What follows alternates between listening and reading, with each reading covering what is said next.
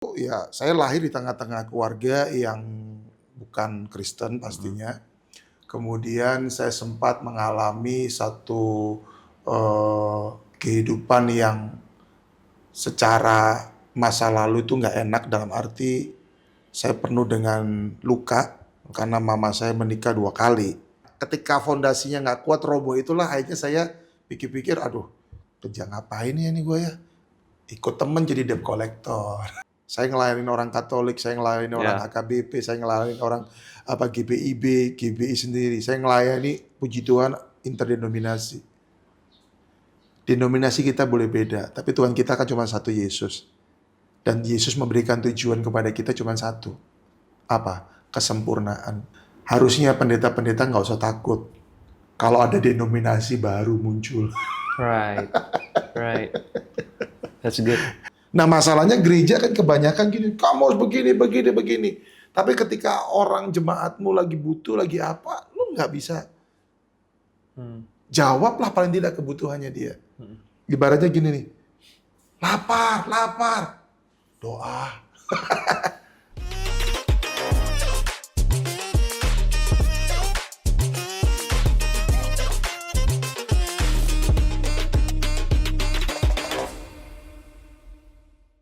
Hai teman-teman Behind the Story, welcome back sama gue Brian.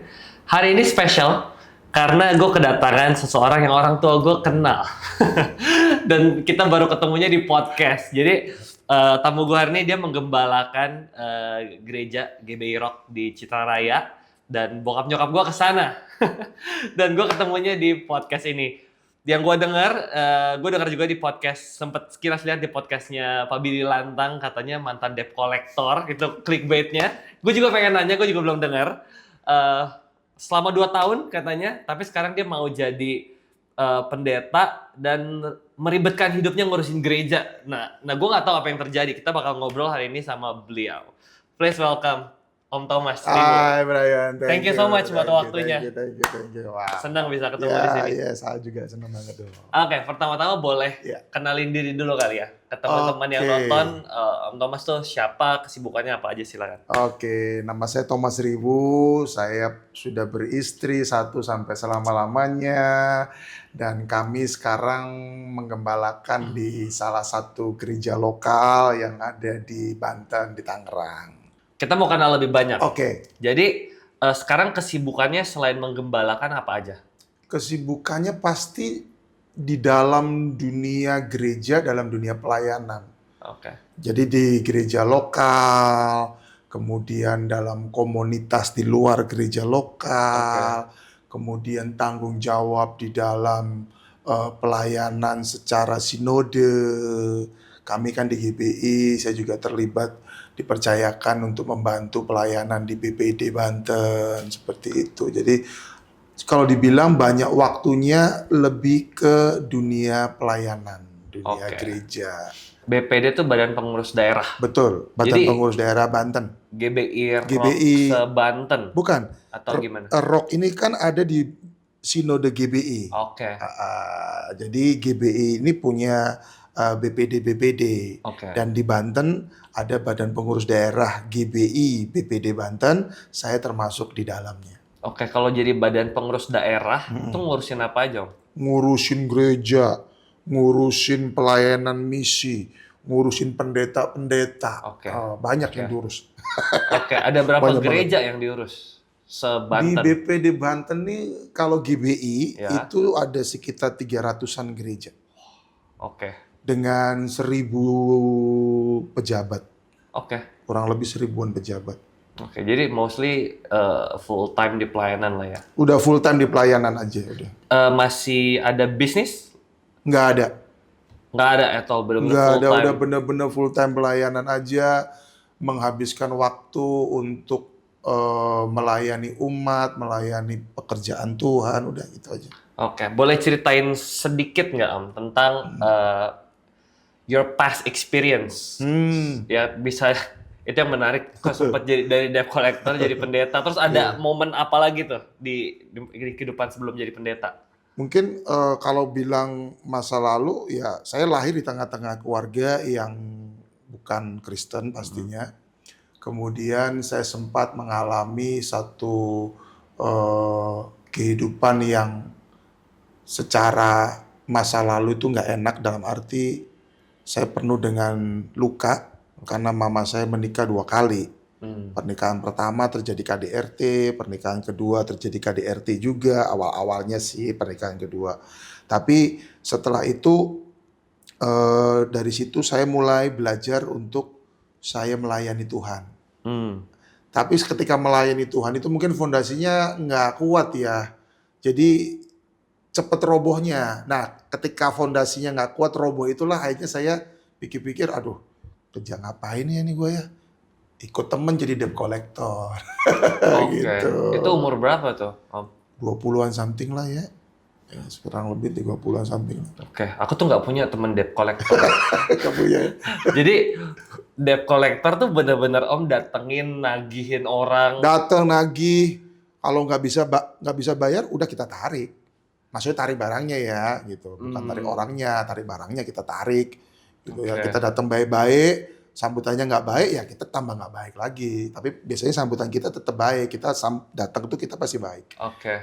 Cuman kita minta, ini gimana nih, kalau sudah berapa bulan nih belum ini nih, gitu. Nanti kalau responnya nggak bagus ya, istilahnya lu jual kita beli, gitu. Sebenarnya kayak Oke. gitu. Bahasa Tapi masa lalu itu masa lalu. bahasa lapangan tuh Masa ya. lapangan banget Lu itu. jual gue beli. Iya gitu. Jadi ya gitulah karena dulu teman saya punya kakak, Oke. kakaknya dia itu ketua geng preman gitu di salah satu wilayah. Dan jadi ya udah dia ngajak gua, Tom ikut gua udah. Kemana Bung? Gua bilang, udah ikut aja. Ya sudahlah, ikut. Ternyata dia debt collector. Ya sudah, semenjak itulah aku ngikut terus sama dia, Oke. selalu berdua sama dia gitu. Itu kejadiannya setelah atau sebelum kenal Yesus? Setelah kenal Yesus, itu tadi aku bilang Setelah justru. sudah pelayanan tapi fondasinya nggak kuat, kayak gitu. Oke. Sudah pelayanan tapi fondasinya nggak kuat. Jadi itu terjadi setelah saya sudah kenal Yesus, bahkan sudah melayani, gitu. Oke. Karena fondasinya nggak kuat itu tadi. Karena gini, pelayanan banyak aturan gitu loh. Iya. Kan kita yang masih muda kadang-kadang kalau dengar aturan itu udah males. Iya. Kasih perpuluhan, doa puasa gitu kan. Belum lagi kita harus baca Alkitab. Iya. Belum lagi harus datang ibadah gitu. Waduh, banyak aturan banget deh. Udah deh, give up lah. Pergi, ceritanya begitu. Oke. Pada saat usia berapa akhirnya memutuskan buat full time? Wow. Kalau full time sih sebelum saya jadi debt collector itu saya sudah full time status saya. Wow, oke. Jadi 95 saya masuk ke Pulau Lombok. Oke. Dan di situ saya ketemu sama seorang hamba Tuhan. Dan dia jadi bapak rohani buat saya sampai sekarang. Dan saya panggil dia Baberon atau Roni Daud Simeon. Pak Daud Roni. Saya panggil dia Baberon. Di situ saya ketemu sama beliau. Disitulah saya belajar untuk melayani Tuhan. Dan saya menjadi, ya itu, full time itu tadi di situ. Oke. 95 bisa dibilang. 95 ya. 95 saya melayani Tuhan. Berarti udah lumayan lama lah ya tahu dunia pelayanan gereja. Udah berapa tahun tuh? Udah lama banget ya. Lama banget, iya. Sudah hampir 30 30 tahunan. Oke. Iya. Nah hari ini aku tuh mau bahas banyak tentang gereja. Karena kan Om Thomas nih ya dia praktisi ya, dia ada di lapangan, dia lihat how to run church. Beliau sangat tahu gitu ya. Jadi karena Om tuh praktisi, saya pengen tanya apakah gereja di zaman sekarang itu masih relevan atau jangan-jangan gereja itu makin jadi nggak relevan karena the way cara kita menjalankan gereja beda nih sama yang Yesus maksudkan. Karena faktanya di berbagai, kemarin saya sempat research dan saya juga di ministry saya sempat ngobrol sama banyak orang, di berbagai lembaga research di Indonesia tuh bilang, kalau di Indonesia ya, kehadiran fisik anak muda tuh masih ada. Masih cukup baik. Nggak sampai minus, tapi berkembang tapi kecil katanya. Nah terus, tapi di demographic statistik di negara-negara lain, especially negara-negara barat, semua jurnalnya ngomong hal yang sama. Bahwa generasi makin kesini, makin ninggalin gereja. Gereja dianggap semakin tidak relevan. Oke. Gitu. Dan betul itu kan bukan di Indonesia, tapi tren kita di Indonesia biasanya ngikut nih. I think it's going there, berasa liberalisme, LGBT, dan that kind of value makin kayak itu masuk akal deh, saling menghargai. Dan gereja Logikanya udah mulai main ya. dan makin kesini generasi Z, Alpha, sekarang udah ada Beta, makin make sense. Makin berasa gereja itu konservatif. Gitu. Nah, pertanyaannya apakah gereja yang hari ini kita jalanin, ini pertanyaan pertama ya dari data tadi, apakah gereja yang kita jalan hari ini itu sesuai dengan yang Yesus plan dari awal? Oh banget. Nah, Kalau dibilang relevan, gereja itu sampai kapanpun akan relevan. Teknologi bisa berkembang. Zaman bisa berubah. Nama generasi bisa berganti terus lah. ya. Ya, toh. Tapi kehadiran gereja masih sangat relevan. Hanya saja sekarang bagaimana gereja bisa masuk ke dalam setiap generasi itu yang paling penting. Tapi kehadiran gereja sangat relevan. Sangat relevan. Buktinya apa? Buktinya semua orang itu butuh jaminan keselamatan. Semua orang butuh kepastian. Kecuali orang yang nggak percaya adanya Tuhan ya. Selama orang itu percaya adanya Tuhan, dia butuh selamat. How to mereka bisa selamatnya ini loh. Gereja hadir untuk menyatakan itu. Jadi gereja sangat relevan. Hanya saja gereja harus bisa masuk, diterima di setiap generasi yang ada. Gereja itu harusnya masih sangat relevan. Sangat relevan. Karena tanpa kehadiran gereja, umat nggak akan bisa dilengkapi. Oke.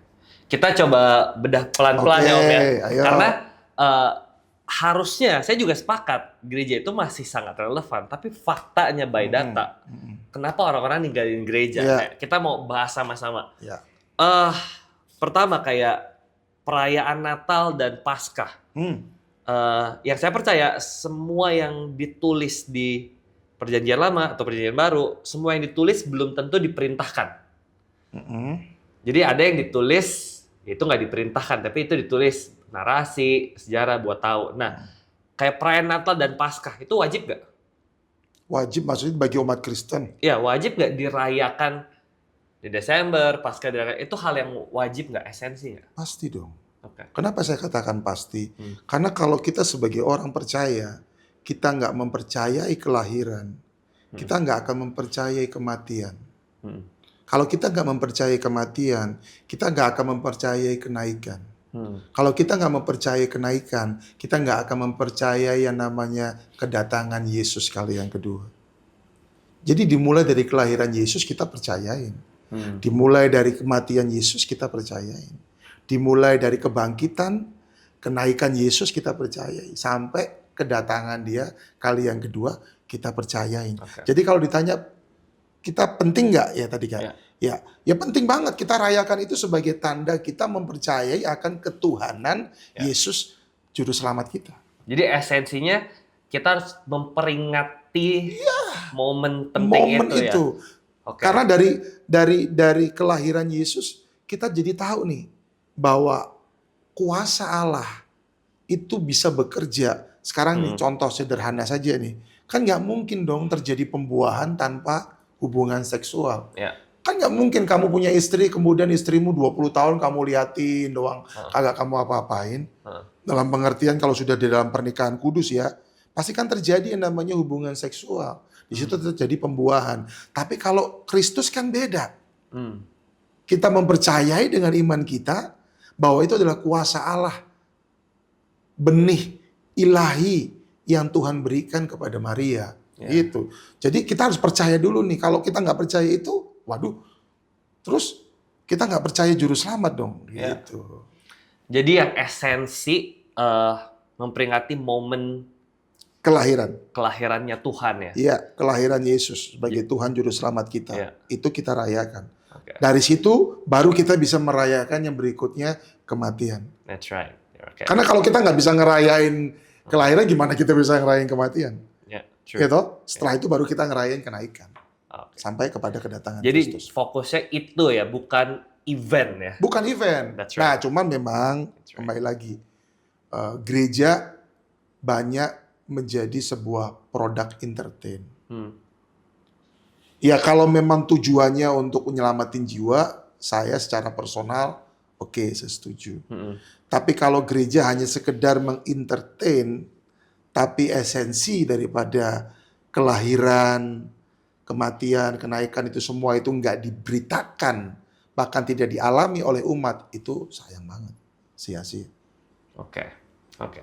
Next thing yang kita lakukan di Ya. zaman ini, the way we do praise and worship.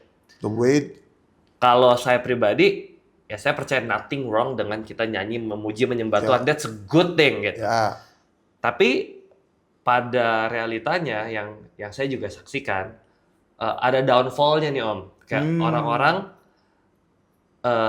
gak gitu suka sama, especially generasi muda ya, banyak event praise and worship night. Eventnya tuh menurut saya bagus gitu. Cuman ada dampak ini nih yang kita nggak bisa tutup mata, bahwa anak-anak muda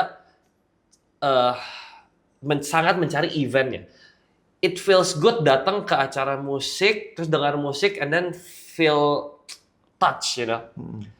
Saya juga percaya Holy Spirit bisa kerja. Cuman Bible kan bilang, the truth will set you free. Kebenaran itu yang akan memerdekakan, membebaskan. Tapi pada faktanya di lapangan, banyak orang-orang yang suka atmosfer yang istilahnya kalau lu nonton Coldplay, lu juga bisa nangis dan feel that experience gitu. Nah, jadi apa yang salah dengan praktek praise and worship hari ini? Kenapa orang-orang banyak anak muda nggak suka firman, but they like that event? Salahnya di mana, Om?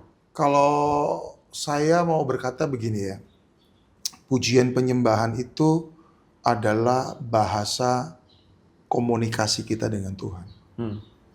Karena nanti di sorga kita memuji dan menyembah Tuhan. Wahyu sudah bilang seperti itu. Kemudian pujian penyembahan itu juga adalah alat. Gini, kita nyanyi, kita nggak nyanyi lagu gereja ataupun kita nyanyi lagu gereja, pasti soul jiwa kita itu dapat sesuatu. Ya. Betul nggak? Ya. Contoh kita nyanyi lagu apalah di luar gereja gitu kan.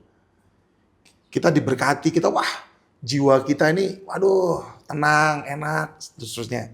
Ya kan? Tapi kalau di gereja, jiwa kita juga ngerasain ketenangan, kita ngerasain damai sejahtera, kita ngerasain sukacita. Tapi itu kan baru sebatas di jiwa.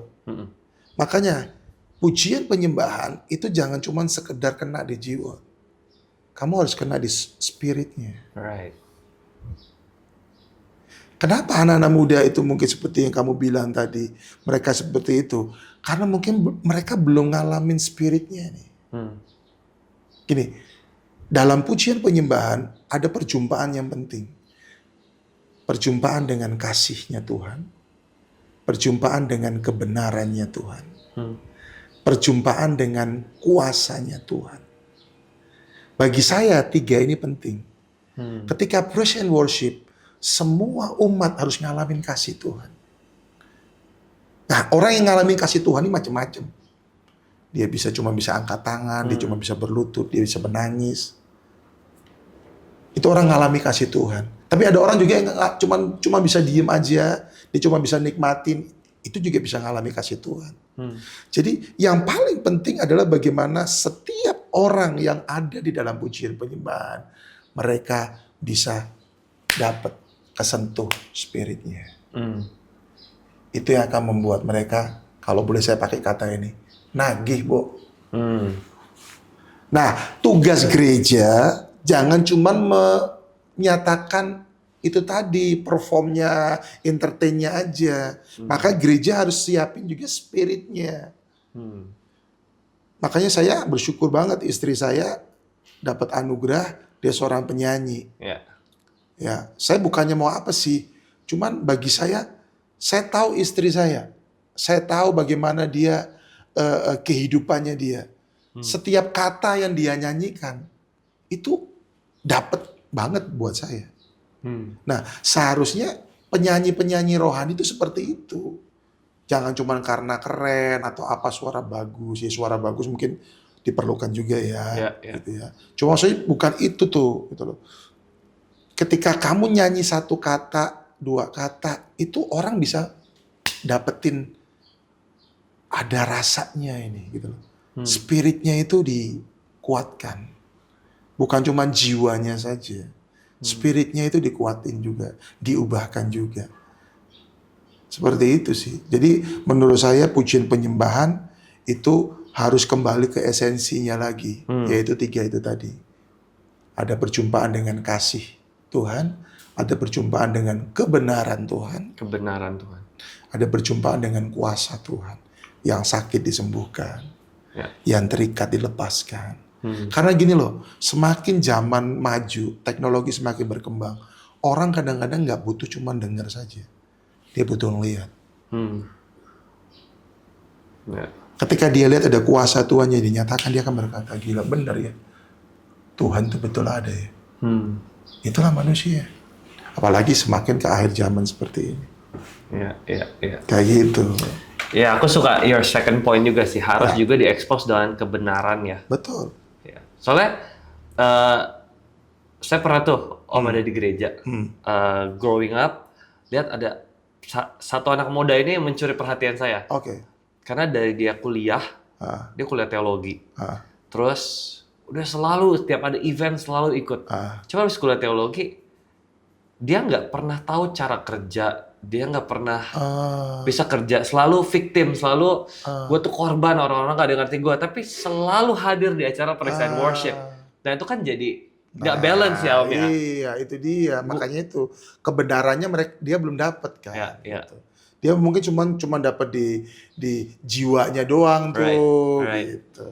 Iya, jadi bukan praise and worship yang salah, itu Enggak good salah. thing gitu. Iya. Karena saya percaya, sampai sekarang saya percaya, 30 tahun saya sudah melayani Tuhan. Saya percaya pujian penyembahan itu adalah komunikasi kita sama Tuhan dan alat Tuhan menyatakan kuasanya. Oke. Next thing om. Yes. Perpuluhan. Nah, oke. Perpuluhan ini kan ditulis di Perjanjian Lama. Oke. Nah, apa dasarnya di Perjanjian Baru kita masih melakukan praktek perpuluhan? Apakah itu diperintahkan? Kalau iya, dasarnya apa? Ya, memang topik perpuluhan ini banyak banget beredar, gitu ya. Terutama ada orang yang berkata, ya sudah nggak zamannya perpuluhan, karena 100% itu miliknya Tuhan. Ya mungkin saya cuma bisa berkata seperti ini ya. Kalau yang 10% aja, kita masih bolong-bolong, apalagi yang 100%. 10% aja kita masih bolong-bolong, apalagi yang 100%. Terus gini juga loh, kenapa sih muncul pengajaran-pengajaran bahwa itu perpuluhan di Perjanjian Lama, Rabi nggak kasih perpuluhan. Saya sebetulnya cuma mau bilang gini, main lu kurang jauh sih sebetulnya. Atas kemurahan Tuhan saya setahun bisa 2, 3, sampai 4 kali ke Tanah Perjanjian. Oke. Saya ketemu dengan orang-orang Yahudi. Ya, saya bicara ngobrol dengan mereka. Mereka yang percaya Yesus sebagai juru selamat, mereka kasih perpuluhan. Jadi kalau ada yang berkata Rabi itu nggak kasih perpuluhan, kurang tepat lah menurut saya. Oke. Mainnya kurang jauh aja kali gitu. Okay. Tapi gini, perpuluhan memang itu sering ada beberapa oknum menyalahgunakan itu untuk kepentingan diri sendiri. Tetapi jangan lupa loh, hamba-hamba Tuhan yang di pedesaan, ya, yang di pedalaman, mereka hidup dari perpuluhan loh. Ketika lu ngomong perpuluhan nggak penting, kalau jemaat itu nggak kuat pengajarannya, mereka nggak kasih perpuluhan, itu hamba-hamba Tuhan yang di pedesaan itu gimana mereka? Kasihan loh mereka. Oke. Di tempat kami sendiri, baik secara kami Sinode GBI, ataupun kami di Rock Ministry yang ada di bawah naungan Sinode GBI, kita tuh punya aturannya. Aturannya apa? Singkatnya begini, Di sini ada GBI, perpuluhan itu tidak punya gembala. Perpuluhan itu dipakai untuk apa? Operasional gereja. Gereja operasionalnya ada. Gereja punya full timer. Gereja punya pelayanan sekolah minggu, pelayanan pemuda, pelayanan wanita, pelayanan kedukaan, pelayanan misi. Ada banyak gereja punya jenis-jenis pelayanan. Dan perpuluhan dipakai untuk semua itu. Nah, kenapa mereka yang berteriak-teriak perpuluhan hanya perjanjian lama, di perjanjian baru? Saya bisa buka ada beberapa ayat. Cuma maksud saya begini loh yang mau saya tekankan ya. Karena saya nggak mau berdebat secara balas-balasan ayat ya. Ya kan? Karena kalau tafsir ya masing-masing bisa berbeda tafsirnya gitu ya. Saya cuma mau bilang begini bahwa perpuluhan sampai sekarang itu masih sangat alkitabiah. Perjanjian lama diajarkan perpuluhan, perjanjian baru diajarkan perpuluhan. Hanya kami secara kelembagaan organisasi, sinode, GBI, ataupun kami yang ada di Rock Ministry, kami punya aturan. Perpuluhan tidak untuk gembala, tapi perpuluhan dipakai untuk operasional yang tadi saya bilang. Bahkan di gereja, sesuai tata gereja kami ya di GBI, itu keuangan gereja itu dipegang oleh bendahara. Bendahara bukan cuma satu. Bahkan di tempat saya mengembalakan, diaken juga saya beri akses untuk bisa melihat. Jadi checks balance-nya itu ada. Gitu loh. Kenapa sih didengung-dengungkan udah nggak usah zamannya perpuluhan lagi? Kenapa sih? Karena itu tadi saya bilang ada oknum yang mungkin memperkaya diri mereka lewat perpuluhan. Nah, kebetulan mungkin ada pengalaman-pengalaman dari orang-orang yang menyuarakan itu. Mereka punya pengalaman yang nggak enak kali. Gitu loh. Janganlah pengalamanmu dijadikan sebuah kebenaran. Jadi sekali lagi, perpuluhan sampai sekarang masih sangat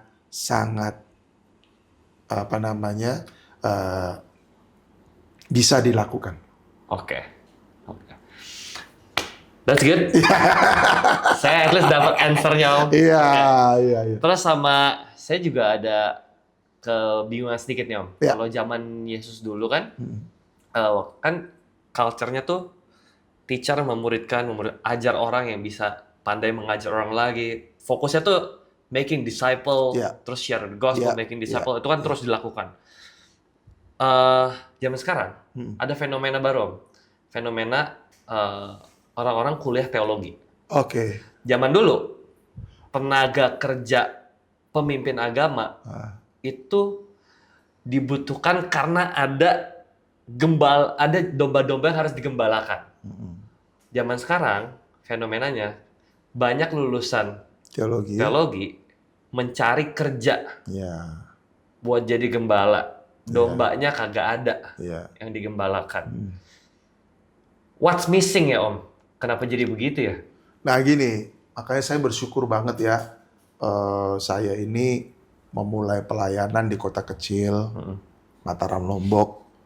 Dan saya bersyukur saya berjumpa dengan bapak saya, Babe Roni, yang betul-betul menanamkan nilai-nilai kebenaran. Bahwa melayani Tuhan itu bukan untuk kamu dapat kehidupan. Tapi melayani Tuhan itu kehormatan, kepercayaan. Aku mulai dari situ dulu. Jadi waktu kita melayani Tuhan itu kehormatan. Kita berpikir gini, oh ya gue dapat hidup nih dari sini. No. Justru kamu harus berikan hidupmu di situ. Itu yang Yesus lakukan kan. Dia berikan hidupnya sama murid-muridnya. Itu pelayanan. Jadi kalau lu berpikir pelayanan itu supaya lu bisa dapat hidup, aduh, jangan pelayanan deh. Bukan karir ya, Om? Jangan dong. Karena begini, ini sekali lagi, Babe Roni saya ngajarin saya begini. Percuma kamu jadi gembala, tapi kamu nggak berfungsi sebagai gembala. Paham ya? Ya. Kalau mungkin lebih saya perjelas lagi. Percuma kamu jadi gembala, tapi kamu nggak bisa khotbah ngajari jemaatmu. Ya. Kamu nggak bisa doakan jemaatmu. Jemaatmu nggak merasa kamu sebagai gembalamu. Jemaatmu selalu susah ketemu sama kamu. Percuma kamu jadi gembala. Jadi kurang lebih seperti itu. Okay. Dan aku dapat pengajaran itu ketika aku ada di kota kecil, Mataram, Lombok. Dari bapak rohani saya itu, Pak Roni. Okay. Jadi seperti itu. Jadi kita melayani itu tanamkan, ini saya melayani, ini kehormatan nih. Dari sekian banyak orang, gue bisa melayani. Makanya saya selalu katakan, ada yang pernah tanya sama saya, gereja berpolitik nggak? Berpolitik lah gereja. Ya. 30 tahun aku pelayanan. 20 tahunan aku sudah jadi seorang gembala atas anugerah Tuhan. Jadi aku berani berkata gereja berpolitik. Apakah politik salah? Ya. Enggak salah sebetulnya politik. Ya. Gitu loh. Bahkan keputusan-keputusan kalau kita lihat dalam konsep di perjanjian lama ya. Keputusan-keputusan di satu kota itu diputuskan secara keputusan politik. Betul. Jadi nggak ada yang salah dengan itu sebetulnya. Nggak ada yang salah. Asal agendanya Yesus. That's right. Jangan agenda kita karena pengen jabatan dan seterusnya. Jadi yang penting itu mindsetnya ya. Mindsetnya Kalau mau terjun ke pelayanan. dan pengajarannya harus benar. Okay. Dalam arti gini, kenapa mindsetnya bisa salah? Karena pengajarannya pasti belum benar. I see. Kan gitu. Karena pengajaran kita, makanya selalu saya katakan begini, pengajaran yang benar akan menghasilkan cara hidup yang benar. Tapi pengajaran yang salah akan menghasilkan cara hidup yang salah. Kenapa mindsetnya bisa salah? Dia belum dapat pengajaran yang benar. Makanya belajar untuk benar. Okay. Sebetulnya sekolah teologi itu adalah cara untuk kita bisa belajar dengan benar kan. Cuman itu tadi kembali lagi, kenapa dia kok bisa nggak dapat pengajaran benar di sekolah teologi lagi? Yang salah yang siapa ini? Jadi mindsetnya ambil sekolah teologi bukan buat karir ya? Jangan dong buat karir. Beda ya, ini bukan kayak kuliah-kuliah No, kerja. bukan. Oke. Makanya saya selalu kalau di tempat kami, saya selalu menentang kalau lu mau pelayanan, lu cuma mau ngejar jabatan, nggak di sini tempatnya. Right, mindsetnya penting tuh ya. Kenapa orang mengejar jabatan? Biasanya karena ada sesuatu yang didapatkan. Ya kita fair-fairan aja lah. Mungkin dia dapat gaji, dapat fasilitas. Ya. Kalau di tempat kami nggak ada fasilitas. Oke. Jadi betul-betul melayani Tuhan. Right, mantap. Yes. Om kalau mau minum boleh loh. Ya, santai aja. Silakan. Oke. Next thing yang saya mau tanya juga, apa landasan firman Tuhannya sih kok kita bisa ibadah di hari Minggu ya Om tiba-tiba ya? Oh. Ini mulanya tuh dari kapan gitu? Kalau di dalam Alkitab tidak pernah ada tertulis beribadahlah kamu di hari Minggu. Nggak ada. Cuman kita belajar untuk kita melihat dari tradisi Yahudi. Oke. Ya, karena gimana pun kekristenan itu kan lahir dari situ. Betul. Kekristenan lahir dari Yahudi. Kalau orang Yahudi itu mereka punya hari Sabat. Hari Sabat mereka itu adalah hari Jumat sore sampai Sabtu. Di hari Sabat itu mereka berhenti dari segala aktivitas mereka. Mereka nggak bekerja, bahkan mereka cuma di rumah, mereka cuma berdoa. Itu orang Yahudi. Kalau kita kembali lagi lebih jauh lagi, ketika Tuhan menciptakan seluruh alam semesta ini, bumi dengan seluruh isinya, pada hari ke-7 Tuhan berhenti. Itu Sabatnya buat Tuhan. Sekarang kita di Indonesia nih, ya, kalau dibilang Sabat kita, ya hari libur kita lah bisa dibilang. Hari apa? Hari Minggu. Normalnya seperti itu. Betul nggak? Normalnya seperti itu. Hari Minggu kita libur. Hari Minggu kita beristirahat. Nah, kenapa nggak kita pakai hari itu That's good. untuk kita beribadah kepada Tuhan, berdoa, Oke. That's good. berkumpul bersama dengan keluarga, datang ke gereja, sama-sama kita memuji menyembah Tuhan, dikuatkan Tuhan. Ya, ya. Dan itu pun kalau kita mau memakai take and give loh ya. Kita ini udah kita ini udah kasih Senin sampai Sabtu buat kerja loh. Masa lu nggak mau kasih 1 hari aja? Itu pun cuman berapa lama sih ibadah? 2 jam lah paling lama ibadah. Paling lama itu.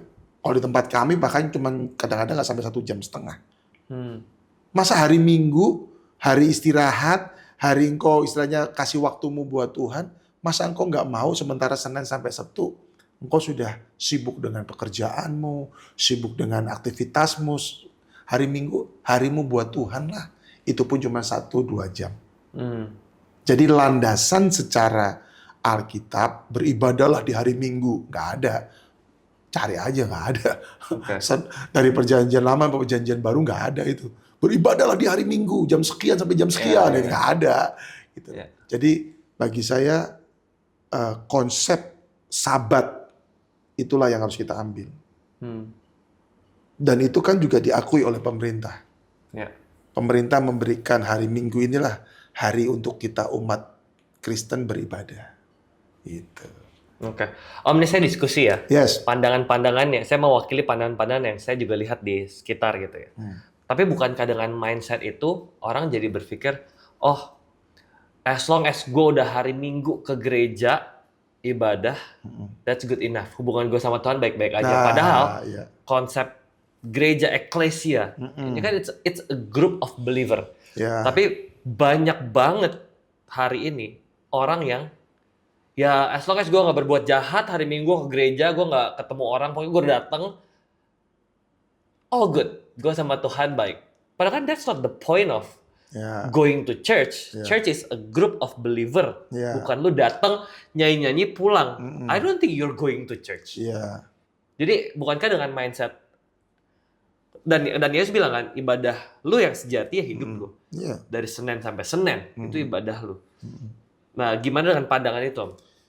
Kalau kita bicara bagaimana alasan kita beribadah di hari Minggu, ya itu tadi saya sudah jelasin. Tapi sebetulnya hari Minggu memang nggak cukup. Makanya kalau kita lihat dalam Kisah Para Rasul, bagaimana jemaat mula-mula. Tiap hari ya. Jelas firman Tuhan bilang, tiap-tiap hari. Oke. Gitu loh. Jadi tiap-tiap hari. Sekarang tinggal kita nggak mau bayar harga nggak. Untuk kita belajar tiap-tiap hari di komunitas. Gitu loh. Sebetulnya hari Minggu itu hari di mana kita bersama dengan keluarga, kita celebrate bersama dengan seluruh umat, kita celebrate untuk Tuhan. Tapi di luar hari Minggu, kita juga masih bisa di-equip. Kita masih bisa untuk kita beribadah lewat komunitas-komunitas, ibadah tengah minggu. Gak apa-apa. Itu justru bagus. Itu justru bagus. Justru saya sebagai pendeta, sebagai gembala, saya dorong juga untuk melakukan itu. Karena apa? Karena gini loh, kita ini harus terus mau diperlengkapin. Bagaimana caranya kita memperlengkapi? Kita memberi waktu kita di tengah minggu. Kamu pasti punya komunitas dong. Di komunitasmu, kamu belajar firman pasti. Kamu menggali firman pasti. Nah, seperti itu. Jadi bagi saya justru bagus kalau bisa kamu lakukan itu di luar hari Minggu juga. Dalam kamu beribadah. Wah ayo, bagus itu. Silakan, go ahead gitu loh. Disitulah kamu bisa lebih strong gitu. Dan di situ juga kamu bisa menjangkau banyak jiwa. Karena kadang-kadang orang anti sama gereja hari Minggu. Oh iya dong. Saya ketika sebelum saya masuk pelayanan di Banten, saya menggembalakan di Jakarta. Tempat ibadah kami itu namanya Kama Sutra. Kami memang punya visi menjangkau orang-orang yang anti dengan gereja.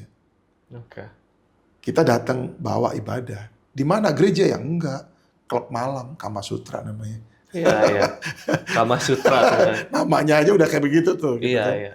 Gitu. Kalau kita masuk, wah itu tengahnya itu ada tiang gitu ya. Kita udah tahu lah buat apa itu tiang, iya. gitu kan. Tapi kita ibadah di situ. Iya. Tapi kamu tahu nggak? Banyak orang diselamatkan di situ. Wow, Banyak orang ngalamin Tuhan di situ. ya, Banyak orang akhirnya ngambil keputusan untuk mereka apa? Menyerahkan hidup mereka sama Tuhan di situ. ya. Jadi ibadah itu jangan hanya fokus di hari Minggu memang. That's right. Di luar hari Minggu kok bisa lakukan itu. Iya. Ya karena Yesus bilang juga ibadah lu yang sejati ya Ya, hidup lu. persembahkan tubuhmu. So wherever you go, lu masuk ke ruangan manapun, ruangan itu jadi tempat ibadah Ya, harusnya. Ya. itu dia. Itu dia. Benar kan? Ketika kamu bekerja, mungkin kamu katakanlah punya mungkin ya punya beberapa job. Ya, Job pertama kamu di situ itu ibadahmu. that's right.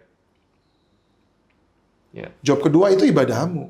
Nah, yang salah itu adalah gini. Nah, ini kembali lagi nih. Jadinya agak panjang nih ya. Ya. Panjangnya begini. Kesalahan banyak gereja adalah mengajarkan bahwa dunia kerja dengan dunia gereja itu berbeda. right. Kalau kita mau belajar dari Yesus loh.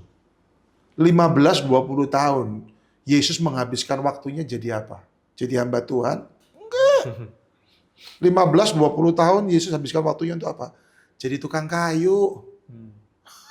Ya, Dia bantu bapaknya, dan konsep tukang kayu itu jangan dipikir kayak tukang-tukang di bangsa kita gitu ya. Enggak. Konsep tukang kayu itu dia kontraktor. Jadi bisa dibilang Yesus itu pengusaha.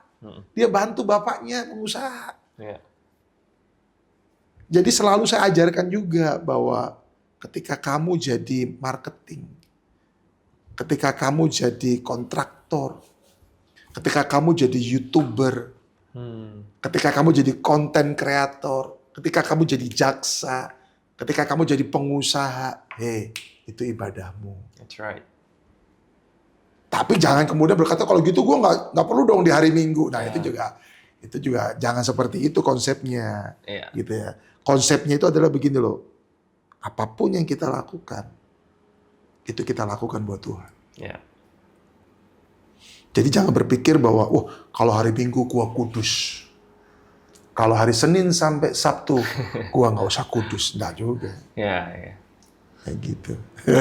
Dan di Bible juga dibilang jangan jauhkan diri dari pertemuan ibadah ya. Iya, Ya. Jadi harus balance ya. betul. Dan latihan badani terbatas gunanya. That's right. Tapi ibadah berguna dalam segala hal. Iya.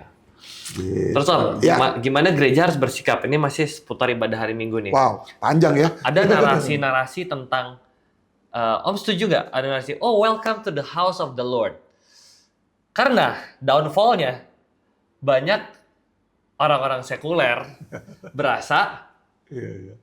ya gue nggak bisa experience Tuhan di kamar gue. Gue tahu Yesus bilang kalau doa masuk ke kamar. Cuma it feels different. Jadi they put their faith on their feeling. Yeah. Kalau di gereja, this is the house of the Lord. Di rumah gua, Tuhan gak sedekat itu. Karena hari Minggu nih baru this is the house of the Lord. Sebenarnya yang benar tuh gimana, Om? Tubuh kita, the house of the Lord. Oke. Diri kita. Tubuh kita ini bait Allah. Ya. Jadi kurang tepat sih memang perkataan tadi ya. Selamat datang Di rumah Tuhan.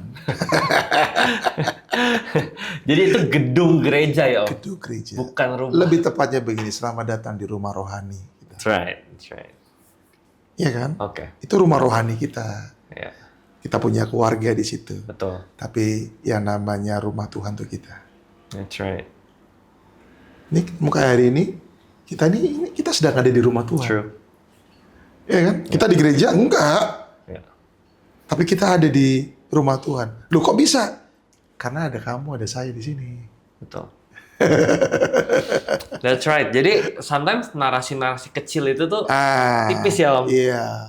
Tapi didengar berpuluh-puluh tahun tuh jadi Betul. feels true sama. Ya itulah sesuatu yang kita dengar berulang-ulang memang akan jadi kebenaran seperti yang kamu bilang. Makanya saya selalu mengajak, bahkan menghimbau, mendorong semua hamba Tuhan. Kita ini punya kewajiban. Apa yang kita ajarkan itu harus sesuai firman. Right. Makanya kita harus berlelah-lelah dalam menggali kebenaran firman. Supaya apa? Yang kita ajarkan sama jemaat ini benar. Sehingga jemaat kagak bingung. Ya, betul. Ya, that's true. Iya kan? Contoh aja juga. Banyak orang berpikir bahwa yang kudus hanya kalangan tertentu. Ya, Salah. Semua kita ini orang-orang kudusnya Tuhan. Efesus sudah jelas bilang seperti itu. Iya kan? Untuk memperlengkapi orang-orang kudus. Gembala, nabi, rasul, penginjil, 5 jawatan itu ada untuk apa? Ngelengkapin orang-orang kudus. Pertanyaannya siapa orang kudus? Ya kamu dan saya. Kamu sama teman-teman semua ini orang-orang kudusnya Tuhan. tadi bilang imamat yang raja Itu juga sudah. ya. Imam semua ya. Itu sudah. Jadi konsep bahwa yang kudus hanya kalangan tertentu atau mungkin kebetulan aku pas pakai baju putih gitu ya. Oh kudus enggak juga, Iya, jadi iya. kebetulan aja. Oke. Ya ada berkat yang Tuhan berikan gitu saja. Oke. Itu ya kalau dibahas banyak lah. Culture-culture kecil-kecil yang mungkin bisa mislead kita dari apa yang esensi. Kita move on aja ke topik Ya. berikut gitu ya. Anyway, disclaimer dulu ya teman-teman. Saya bukan anti gereja ya. Justru saya pengen kita tuh melihat bahwa gereja itu Yesus yang ini blueprint-nya Yesus yang bikin Betul. gitu. Jadi ini tuh masih relevan, tapi karena the fact that menyedihkan banget melihat orang-orang tuh meninggalkan gereja.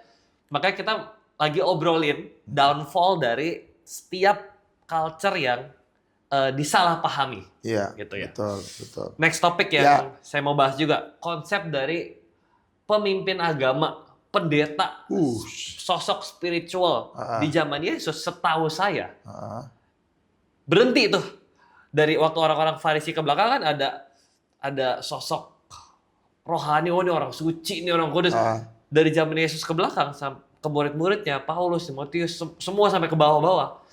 Yang ada tuh guru, murid, discipling, role modeling. Saya tuh nggak, correct me if I'm wrong ya Om, saya nggak lihat ada sosok yang, wah ini pastor ini nih, kalau urusan kesembuhan dia nih, kuasa gelap dia nih. Jadi, kayak ada sosok spiritual itu. Downfall-nya yang sering kita lihat adalah dengan adanya sosok-sosok ini banyak orang yang akhirnya hopeless Om. Ya iyalah, dia mah pendeta, dia hebat, dia bisa hidup suci. Karena yang ditampilin brandingnya, Ya itu tadi. gue oke, gue segala macam. Sedangkan kita yang di bawah nih yang ngelihat figur-figur itu, kok dia bisa gitu ya? Gue udah andelin Yesus, gue tetap pemarah, gue tetap fall di banyak dosa. Kok dia bisa? Akhirnya tetap jadi malah Tuhan jadi jauh ujungnya. Karena banyak figur-figur yang sempurna ini. Nah gimana tuh Om? Gini, tadi saya sempat singgung tentang 5 jawatan ya. 5 jawatan ini akan tetap dibutuhkan sampai Kristus datang kali yang kedua. Kita butuh 5 jawatan ini. Dan para murid-murid adalah mereka yang punya karunia 5 jawatan ini. Kalau kita bicara sekarang, gereja sekarang bukan cuma butuh yang namanya 5 jawatan. Karena kita bicara di zaman sekarang itu udah bicara bagaimana kita berurusan juga dengan sebuah peraturan yang ada di satu negara. Oke. Contoh aja di bangsa kita. Ada 5 agama yang diakui. Salah satunya adalah Kristen. Sebagai agama yang diakui di bangsa kita Indonesia tercinta ini, ya kan? Agama Kristen itu punya namanya juga sebuah aturan. Contoh, orang menikah, Oke. orang mati, orang melahirkan, punya anak, ada namanya penyerahan anak. Nah, itu semua membutuhkan status, pengakuan, legal standing kalau boleh saya bilang itu harus ada. Right. Itulah makanya kenapa gereja itu bukan hanya sekedar kembali lagi tadi, tubuh kita memang gereja, ya kan? Tapi kita juga perlu punya sebuah organisasi yang diberikan otoritas oleh pemerintah, yang diberikan kepercayaan oleh pemerintah untuk mengeluarkan surat-surat. Nah, yang bisa mengeluarkan surat-surat itu gereja, dan di gereja ada satu sosok yang namanya pendeta. Right. Karena itu bicara tentang tanda tangan, bicara tentang sertifikat. Jadi sebetulnya kita harus melihat bahwa yang namanya pendeta itu bukan hanya mereka yang tadi ini bilang kudus, suci. Padahal juga sebetulnya saya kurang setuju sih. Pendeta juga manusia. Right. Ya kan? Ya enggak. Betul. Ya toh. Jadi makanya saya ngajarin juga ya, ini agak sedikit ya. Jangan terlalu ngefans sama pendeta lah. Ngefansnya sama Yesus saja. That's right. That's right. Ya, Setuju. tapi kembali lagi, secara organisasi nggak bisa 5 jawatan ini diakuinya hanya di dalam gereja, Right. bukan di dalam sistem pemerintahan. True. Sistem pemerintahan mengakuinya adalah apa? PDT. Yeah. Itu kalau kamu tanda tangan di akte nikah gitu ya, pakai nama Guru Thomas Riwu loh, guru, Yeah. Rabi. rabi gitu, pendeta gitu loh. Okay. Kalau pastor itu kan mungkin ya itu apa? Globalisasi. Ya. Tapi Zaman kalau di sekarang jadi kita itu PDT. Iya, iya. Itu aja. Jadi selama itu untuk fungsi ya, Betul. fungsi. Jangan dilihat itu sebagai sesuatu orang, wah ini yang kudus, ini yang nggak tersentuh ini atau gimana. Ya, oke. Ya, jadi pendeta juga manusia ya guys ya. Jadi jemaatnya juga mesti dewasa nih. Iya dong. Kalau lihat pendetanya nggak sempurna, nggak usah kecewa. Mereka juga Iya. manusia biasa ya. Makanya kita fokusnya tuh Jesus. Gini, Tuh. tujuan kekristenan, denominasi kita boleh beda. Saya ngelayanin orang Katolik, saya ngelayanin orang Ya. HKBP, saya ngelayanin orang GBIB, GBI sendiri. Saya ngelayani, puji Tuhan, interdenominasi. Denominasi kita boleh beda, tapi Tuhan kita kan cuma satu, Yesus. Dan Yesus memberikan tujuan kepada kita cuma satu. Apa? Kesempurnaan, Ya. Christ likeness. Itu That's aja. right. Gitu. Jadi jemaat juga harus lihat itu. Jangan lihat nama pendeta. Ya jangan suka ngejar-ngejar pendeta. Foto dong. Biasa aja. Saya gitu. Iya. Biasa aja. Saya bilang sama jemaat saya, kalian nggak usah ngefans sama saya, ngefans sama Yesus aja. Iya. Karena saya bisa ngecewain juga. Sure. Itu tadi pendeta manusia biasa. Ya. Seperti itu. That's nice. Oke. Yes.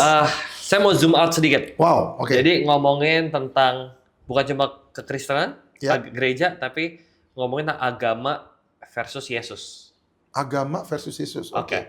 Karena saya melihat Yesus ini sangat berseberangan sama perspektif orang-orang tentang agama. Iya.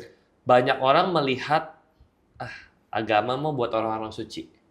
Gue harus baik dulu, baru gue bisa dianggap orang beragama. Sedangkan Yesus, dari kisah Yesus, Alkitab itu kan cerita tentang Allah mati-matian mengejar manusia pemberontak buat berhubungan sama manusia. Kan that's the whole story gitu. Ya, kayak Yesus lihat Zakheus.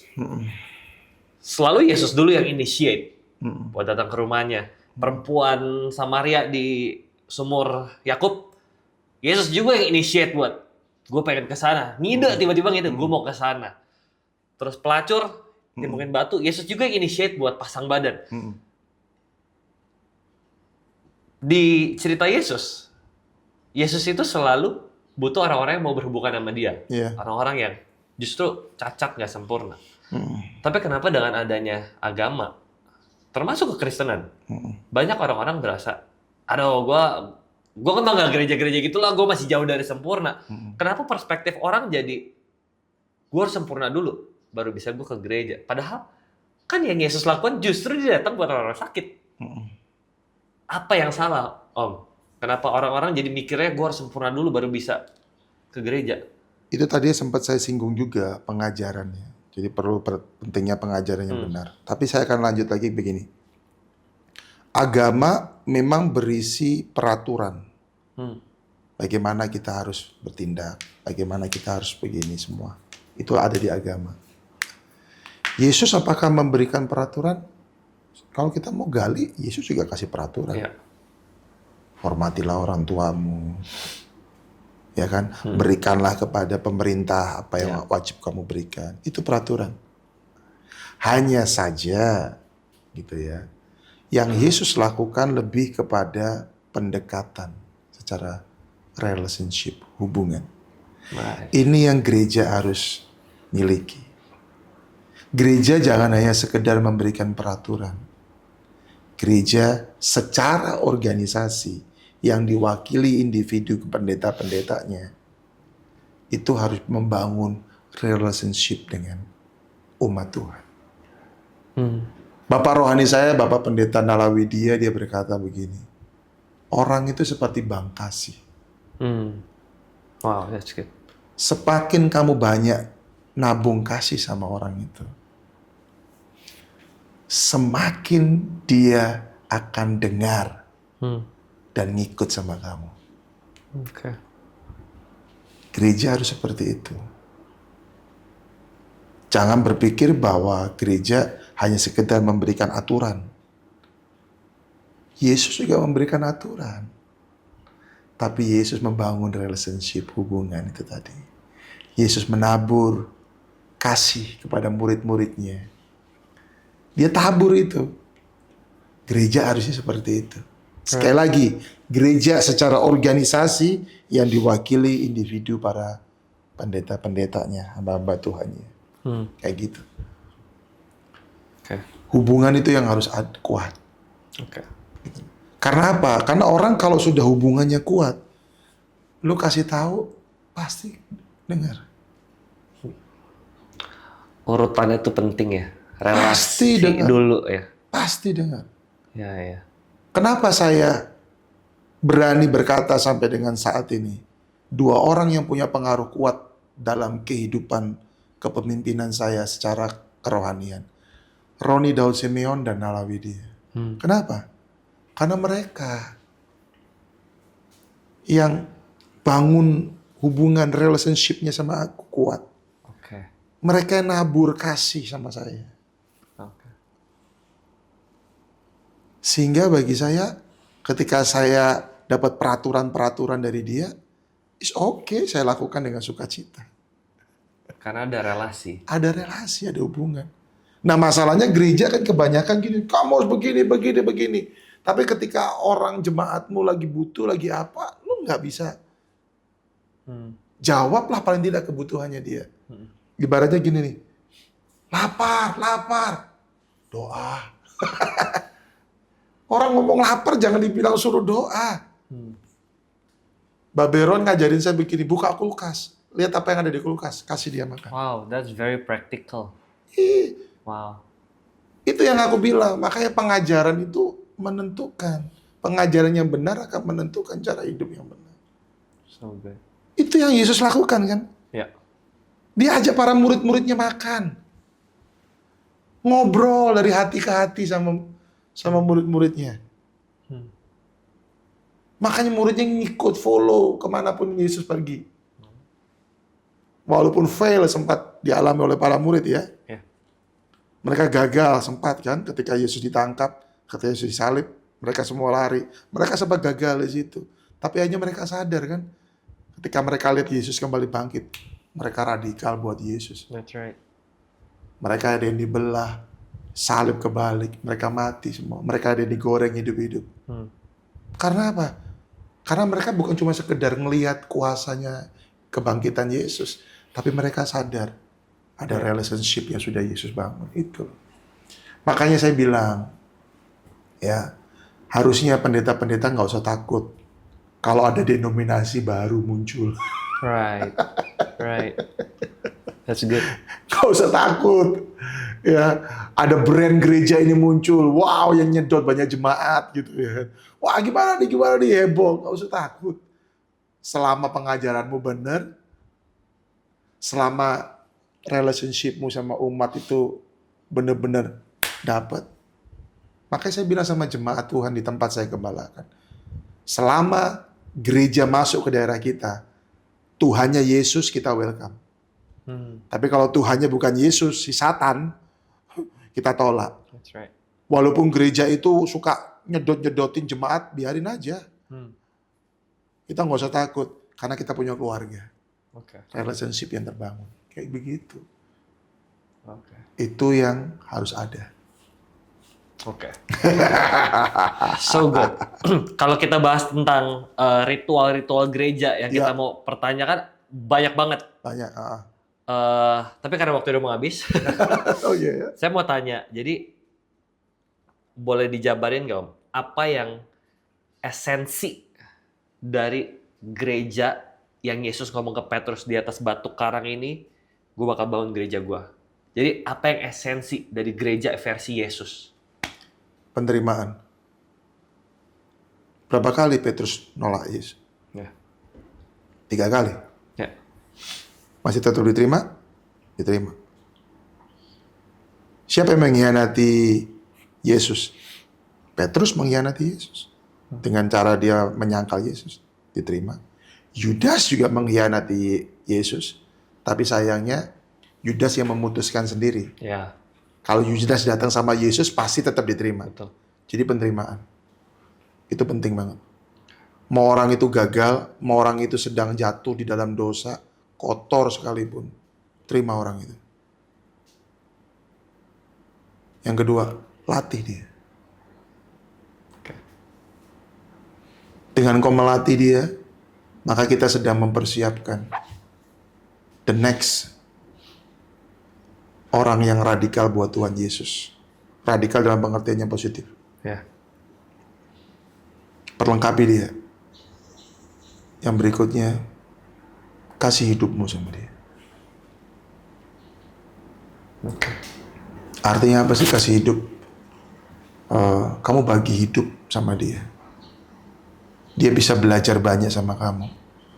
Ketika dia sedang terpuruk, kamu ada di situ. Saya ada hari ini ketika saya sedang terpuruk.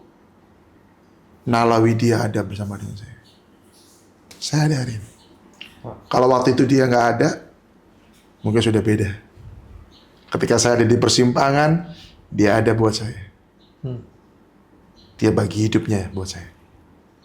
Saya rasa 3 hal itu penting. Penerimaan, training center nih ya. Kedua, ketiga, bagi hidup. Om, terakhir. Banyak orang yang berasa lonely di gereja, di reject di gereja, tidak dimengerti, dihakimin, terluka di gereja, dan banyak orang yang mau menyerah dengan gereja. Terakhir, boleh nggak kasih pesan-pesan ke teman-teman yang nonton, yang sudah mau menyerah dengan gereja? Silakan. Gereja nggak sempurna, saya harus akuin itu. Dan sebagai pendeta, sebagai gembala, saya cuma mau bilang, saya minta maaf mewakili gereja yang belum sempurna. Tapi kalian semua berharga. Jangan menyerah. Karena nggak semua gereja bisa mengecewakan engkau. Datang kepada Tuhan Yesus. Ada begitu banyak orang-orang yang punya hati, punya kasih buat kalian semua. Karena kalian berharga buat Tuhan. Oke? Ayo bangkit. Kembali lagi kepada Tuhan. Entah lewat komunitas atau lewat gereja-gereja yang ada. Oke? God bless. Thank you so much Om Thomas. Sama-sama. Glad ngobrol sama Om Thomas. Yes. Thank you so much. Thank you. Teman-teman, thank you. Dan nonton sampai ending dari episode ini. I'll see you guys the next episode. Bye guys.